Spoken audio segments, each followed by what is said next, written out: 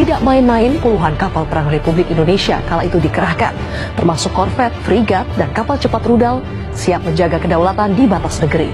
Ketegangan kian terasa saat kapal milik Malaysia disebut beberapa kali masuk ke wilayah ZE Indonesia.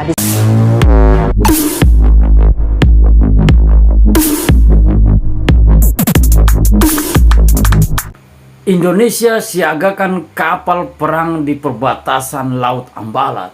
Wah, luar biasa nih. Siaga tempur ya. Coba kita lihat. Di ujung utara Pulau Kalimantan, sebuah perairan kaya minyak dan gas bernama Blok Ambalat menjadi salah satu titik panas geopolitik yang sempat membuat hubungan Indonesia-Malaysia memanas. Sejak konflik memuncak. Iya. Jadi di Blok Ambalat ini perebutan antara perbatasan Indonesia dan Malaysia. Siapakah yang punya hak untuk menguasai perbatasan yang sebenarnya? Jadi sisi Indonesia mengakui itu miliknya, tapi dari sisi Malaysia mereka juga akui.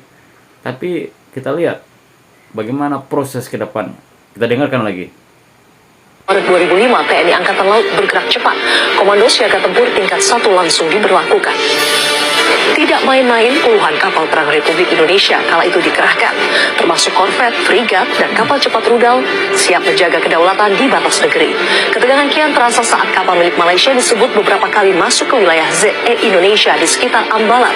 Bahkan sempat terjadi insiden saling bayang di laut. Kapal perang dari kedua negara hanya berjarak ratusan meter saja.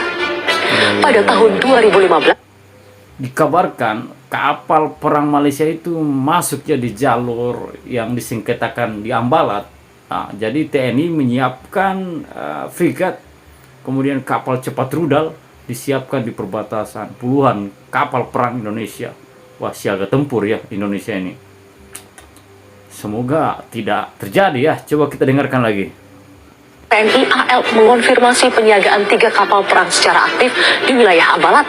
Langkah ini sebagai bentuk penegasan bahwa Indonesia tidak akan lengah atas klaim sepihak maupun aktivitas ilegal di perairan strategis tersebut. Iya. Jadi Indonesia tidak akan mundur ya kalau cuma diklaim sepihak dari Malaysia. Jadi dari Malaysia menganggap itu wilayahnya, jadi dia lewati. Tetapi Indonesia bertindak karena mengakui juga itu daerah wilayahnya. Waduh, bisa perang ini kalau begini. Coba kita dengarkan lagi. Ini pertanyaannya, apakah kapal-kapal perang itu masih disiagakan?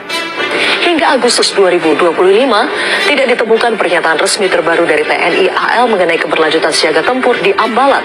Meski begitu, pengawasan perbatasan laut tetap menjadi prioritas.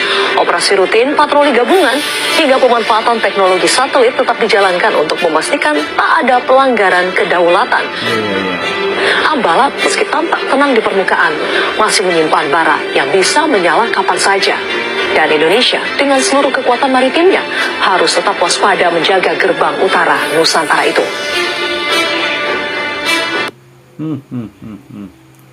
Frigat, korvet, kapal cepat rudal disediakan di perbatasannya, disiagakan tempur untuk menjaga wilayah NKRI. Tetapi Malaysia juga merasa itu bagiannya. Tetapi kita di sini bagaimana Indonesia dan Malaysia ini karena serumpun, kemudian bangsa Melayu juga, kemudian mayoritas Muslim sama-sama ya. Ini semoga tidak terjadi ya. Sebenarnya sudah jelas ya kata Prabowo, kita harus berbagi bersama. Jadi ini Prabowo sudah katakan kita harus berbagi bersama supaya tidak terjadi konflik gesekan sesama serumpun. Ini saya rasa ini luar biasa untuk Presiden Prabowo. Semoga tetap NKRI jaya selalu ya. Jangan lupa like, comment, dan subscribe.